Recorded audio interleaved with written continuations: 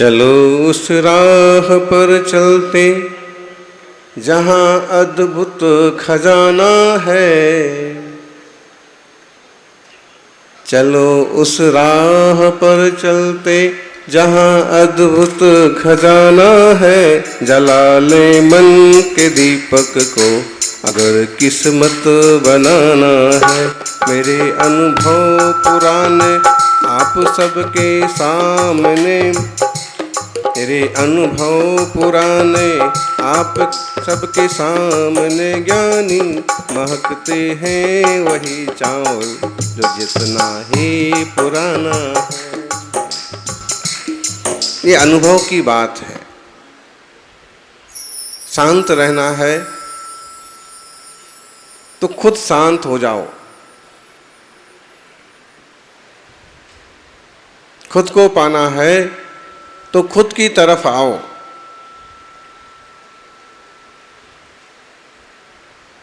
अपनी अकड़ को हमेशा अपनी जेब में रखो, क्योंकि लोग भावों के सामने सर झुकाते हैं, ताव के सामने नहीं।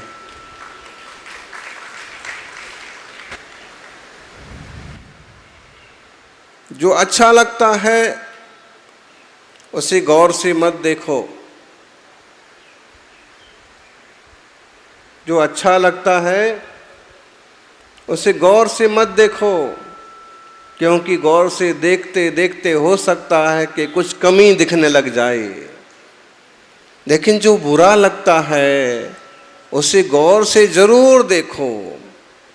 हो सकता है गौर से देखते देखते उसमें कुछ अच्छाई नजर आने लग जाए। देह हमको अच्छा लगता है, संसार के भोग हमको अच्छा लगते हैं। ज्ञानी अच्छा लगना चाहिए अपना चेतन, अपना ज्ञान घन। क्या करें, हमारी नज़र में या तो अच्छा नज़र आता है या बुरा। कुछ लोग हैं जिनको बुराइयों में भी अच्छाइयाँ नज़र आती हैं, और कुछ लोग हैं जिनको अच्छाइयों में भी बुराइयां नजर आती हैं। लेकिन इतना ध्यान रखो कि किसी के घर जाओ तो अपने आंखों को इतना काबू में रखो कि उसके सत्कार के अलावा उसकी कमियां ना दिखें। किसी के घर जाओ तो अपनी आंखों को इतना काबू में रखो कि उसने जो सत्कार किया उसके अलावा उसकी कमियां न दिखें। और जब उसके घर से निकलो तो अपनी जुबान को इतना काबू में रखो कि उसके घर की इज्जत और राज दोनों बचे रहें।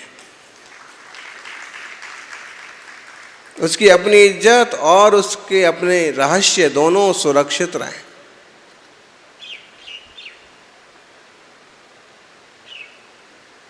नजर तो सब कुछ आता है, लेकिन हम कहते वही हैं जो हमें सुहाता है। ध्यान रखिए, कर्म कठपुतली का खेल करवाते हैं, वरना जिंदगी के रंगमंच पर कोई कमजोर कलाकार नहीं होता। अपने अपने कर्म के उदय हैं, और अपने अपने उदय में लोग सुखी दुखी और अच्छे बुरे होते हैं। आत्मार्थी हो,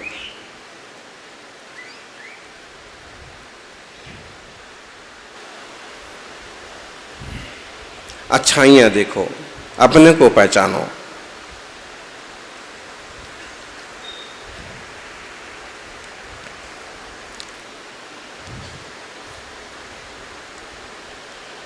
मिट्टी के दीपक जैसा है ये जीवन। तेल खत्म, खेल खत्म। तेल खत्म, खेल खत्म। जब तक इस मिट्टी के दीपक में, जब तक इस देह में चैतन्य की ज्योति जल रही है, तब तक आत्मकल्याण का पुरुषार्थ हम सबको करना चाहिए।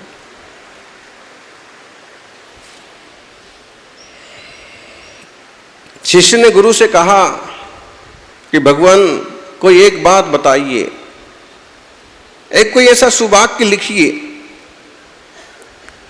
जिसे सुख में पढ़े तो इतराना भूल जाएं और दुख में पढ़े तो घबराना भूल जाएं। गुरुजी ने लिखा, ये वक्त भी गुजर जाएगा, ये समय भी, इतनी पर्याय निकली हैं, इतने जन्म बीते हैं, इतने समय बीते हैं, तो ये समय भी बीत जाएगा। जब हम इस बात को ध्यान रखते हैं कि ये समय भी जाने वाला है, तो फिर हम सुख में इतराते नहीं हैं, पता है ये भी जाने वाला है। और जब हम इस बात को याद रखते हैं कि ये भी जाने वाला है, तो दुख में हम घबराते नहीं हैं, क्योंकि ये भी बीत जाने वाला है। ज्ञान विज्ञान जीवन के लिए ऊंचाइयां प्रदान करता है, लेकिन आचार्य कहते हैं कि नानम चरित्रहीनम, चारित्रहीन ज्ञान बेकार है। राजा की सभा में एक बड़े बुजुर्ग मंत्री थे। लोग अक्सर कर उनकी हर बात मानते थे। राजा उनका पिता के समान सम्मान करता था। एक दिन बात चली कि आपकी इतनी महत्ता क्यों है? तो लोगों ने कहा कि भाई ज्ञान है इनको बहुत, इसलिए इनकी महत्ता है। किसी ने कहा कि साहसी हैं, किसी ने कहा बुजुर्ग हैं, किसी ने कहा इनके दादा के, राजा के दादा के जमाने से ये काम कर रहे हैं, मंत्री हैं।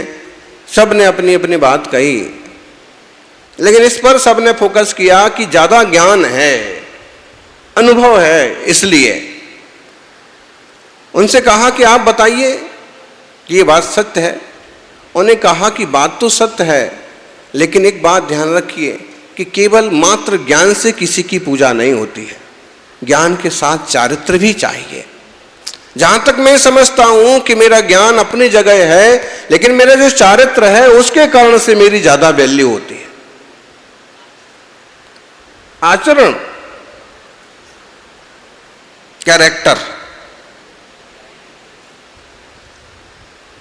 मंत्रियों ने कहा ना ना, चारित्र तो बहुत साधु संतों में भी होता है, लेकिन ज्ञान, उन्होंने कहा ज्ञान के साथ चारित्र हो तो सोने में सुहाग हो जाता है, इसलिए चारित्र पूज्य है।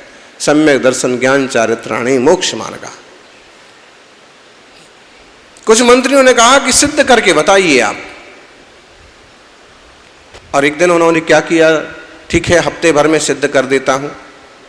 दूसरे ही दिन कोषागार में गए, दूसरे ही दिन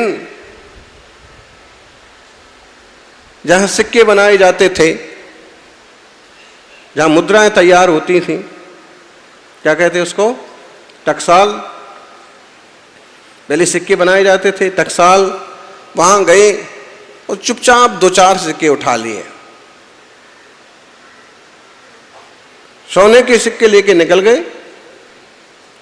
कोषाध्यक्ष ने पूरी गिनती की, देखा, नाप तोल किया कि आज कुछ तो कम हुआ है। बात फैल गई, आपस में पूछताछ होने लगी। कोई कर्मचारी, जितने सारे थे सबकी चेकिंग हो गई, लेकिन कोई चोर नहीं पकड़ा गया। बात राजा तक पहुंची। सोने के सिक्के गायब होना मायने रखता है, और उससे भी ज्यादा मायने ये रखता है कि टकसाल से चोरी होना। सब इंक्वायरी करने के बाद अंततः बात ये आई कि टकसाल में आज मंत्री जी के अलावा और कोई नहीं आया था। उनसे पूछा गया,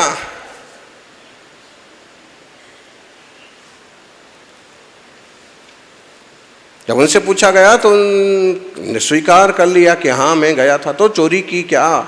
उन्होंने कहा हाँ हाँ मैंने चोरी भी की। आपने चोरी क्यों की? आपको क्या कमी है? आप जो आदेश देते वो हो जाता। उन्होंने कहा कि ये सब का उत्तर मैं जो है ना कल राज्यसभा में दूंगा। सब लोग थू थू करने लगे। हर रोज नमस्कार करने वाले लोग भी नज़र चुरा के जाने लगे। गांव में जो लोग देखते थे खड़े हो जाते थे, और अब वो सब चोर हैं क्या, अपन क्या समझते थे और क्या निकले। जब राज्यसभा में पहुंचे, न्याय की बात आई तो उनसे कहा कि राजा ने कहा कि आपका न्याय तो बाद में होगा, जो सजा सबको होती है वो आपको भी होगी, लेकिन आप बताइए पहले तो कारण बताइए। और उन्होंने जो कारण बताया ना, कारण इतना सा कि जब सभा में इस तरह की बात चल रही थी कि ज्ञान की प्रतिष्ठा है, तो मैंने जब कहा कि मैं सिद्ध करके दिखाता हूँ कि केवल मात्र ज्ञान की प्रतिष्ठा नहीं है, ज्ञान के साथ जो चारित्र होता है, जो आचरण होता है, जो सदाचरण होता है, उसकी प्रतिष्ठा है।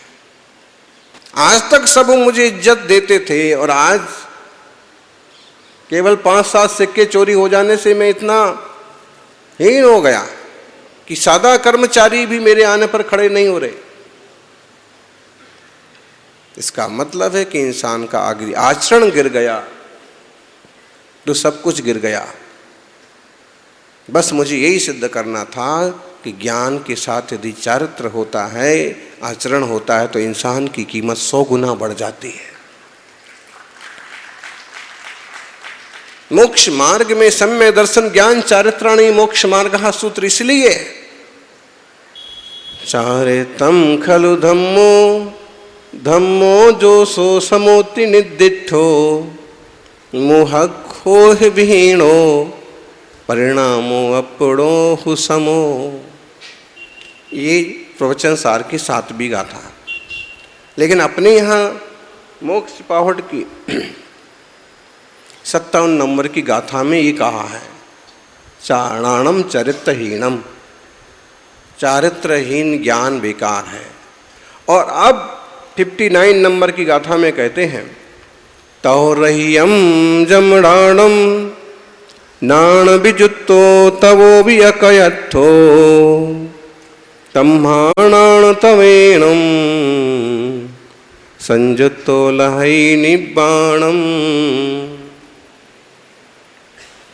तप से रहित जो ज्ञान है, ज्ञान से रहित जो तप है, निरर्थक है। ज्ञान तो है लेकिन तप नहीं है, और तपस्या तो कर रहे हैं लेकिन समझ नहीं है, ज्ञान नहीं है। दोनों अलग अलग हैं, दोनों की उपस्थिति एक साथ नहीं है, तो कहते हैं ये अकयथो, अकृतार्थ है, व्यर्थ है, बेकार है। इसलिए नाण तवेण संजुत्तो लहई निब्बाणम, ये समझ लो कि ज्ञान और तप एक साथ जब होते हैं तो निर्वाण होता है। ज्ञान का मतलब सम्यक ज्ञान और तप का मतलब सम्यक तप। 4 आराधना कौन सी हैं माताओं, बताओ? सम्यक दर्शन आराधना, सम्यक ज्ञान आराधना, सम्यक चारित्र आराधना, सम्यक तप आराधना। ज्ञान सम्यक है, इसका मतलब सम्यक दर्शन है, और ज्ञान सम्यक है, इसका मतलब अब जो चारित्र होगा वो सम्यक चारित्र ही है। और सम्यक चारित्र के साथ जो तप होता है, स्वरूप प्रतपन होता है, वो सम्यक तप है। रत्न इसी समुद्र में है, इसी सागर में से निकलना है, अपने भीतर में से ही यह रत्नत्रय के रत्न मिलना है। लेकिन वो रत्न खोजने की कला आना चाहिए। अभी आप सुन रहे थे, माता जी ने बताया, सागर किनारे रहने वाला गोताखोर बरसों से रहता है, बरसों से गोते लगाता है, और समुद्र की तह तक भी चला जाता है, तरह तरह के पत्थर भी ले आता है, और ऐसे सुंदर सलोने पत्थर बेच बेच के अपना कुछ काम भी चला लेता है। जैसे तैसे आजीविका चल जाती है, लेकिन सुखमय और साधनमय जीवन नहीं बन पाता है। जिंदगी तो सभी जी लेते हैं। एक दिन की बात, कोई प्रज्ञा पुरुष वहां पर पहुंचे और उन्होंने देखा कि इतने गहरे सागर में गोता लगाता है और मुट्ठियां भर भर के लाता है, लेकिन लाता क्या है? पत्थर।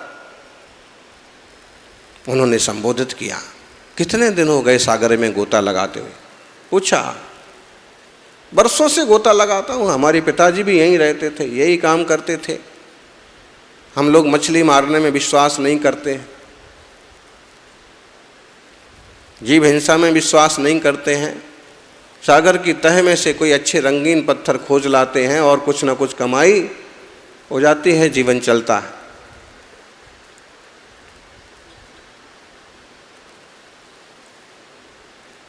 जब से होश संभाला तब से ही कर रहा हूं। इतना गहरे सागर में गोता लगाते घबराते नहीं हो, लगाते ही आ रहे हैं। इसके अलावा रास्ता भी तो कुछ नहीं है। तब प्रज्ञा प्रोस ने समझाया, ज्ञानी, जिस गहराई तक तुम जाते हो और केवल पत्थर लेकर के आते हो, थोड़ी सी और पहचान करो, थोड़ा सा और गहरा जाने की कोशिश करो, तुम्हें हीरे मोती मिल जाएंगे और एक मुट्ठी में जिंदगी भर के लिए निहाल हो जाओगे। लेकिन मुझे नहीं पता कितने बार मुट्ठियां भर के लाता हूं, कितने बार बोझ लाता हूं, लेकिन सौदा बहुत सस्ते में निपट जाता है। मुझे नहीं मालूम है कि हीरे क्या कहलाते हैं, मुझे नहीं मालूम है कि मोती क्या कहलाते हैं, मुझे नहीं मालूम है कि रत्न और उपरत्न क्या होते हैं। उन्होंने समझाया, सिखाया, वहीं पड़े हुए पत्थरों में से कुछ कीमती जैसे थे, बताया ये उपरत्न कहलाते हैं। लेकिन इससे भी गहराई में जाओगे तो आपको सच्चे रत्न मिलेंगे। पहचान कराने वाला चाहिए, कोई रास्ता बताने वाला चाहिए। मुनिराज वही काम करते हैं। गोता तो आप हमेशा हमेशा लगाते रहते हो, सुख पाने के लिए पुरुषार्थ करते रहते हो, लेकिन सुख के असली रास्ते मिल नहीं पाते हैं। मिथ्या ज्ञान, मिथ्या चारित्र, मिथ्या दर्शन के ढेरों पत्थर इकट्ठे हो गए, लेकिन आत्मोपलब्धि नहीं हुई। रत्नत्रय के रत्न आपकी ही आत्मा में हैं। थोड़ा गोता और लगाओ, ये सिखाते हैं वीतरागी मुनिराज।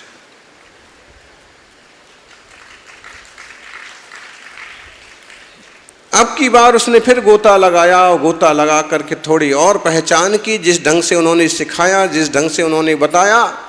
और अब की बार जो मुट्ठी भर के लाया तो खुद चमत्कृत रह गया कि इतने साल हो गए लेकिन मुझे ऐसी चीजें नहीं मिली। पहली बार इतनी चमकदार और इतनी कीमती चीजें हाथ में आई।